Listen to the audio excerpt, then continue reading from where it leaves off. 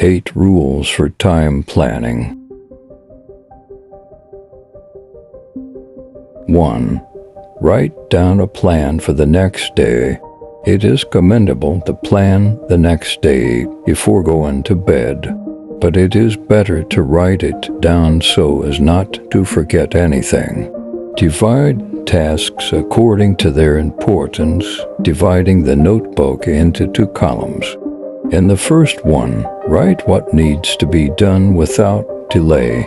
In the second one, write what is less important and can be postponed in case of force majeure. 2. Try to accomplish most of the planned tasks. In the first half of the day, use the lunch break to take care of your personal matters, calling relatives, discussing credit issues with the bank, paying bills, etc. Leave the minimum for the evening negotiations with the builder, going to the salon, grocery shopping. 3. Replenish supplies in advance. Don't wait until they are finished. 4. Repair. Fix everything that is broken, torn, detached, etc. immediately. 5. Put things back in place.